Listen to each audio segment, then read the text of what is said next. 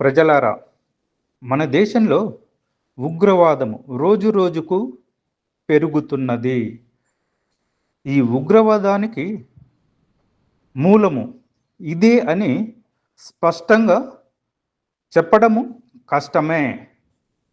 అయితే మన దేశ ఉగ్రవాదులు దేశమును గౌరవించలేని వారు, నిత్యావసర వస్తువులను కల్తీ చేసేవారు, డబ్బు కోసం మానవ మృగాలుగా ప్రవర్తించేవారు, మహిళలపై లైంగిక దాడులు చేసేవారు, రాజకీయ ముసుగులో ప్రజలను మోసం చేసేవారు, జీతాలు తీసుకుంటూ నిర్లక్ష్యానికి, అవినీతికి, లంచాలకు అలవాటు పడ్డవారు, ఆత్మీయతలను, ఐకమత్యాన్ని చూసి ఓర్వలేని వారు అని నా అనుభవం చెప్తున్నది.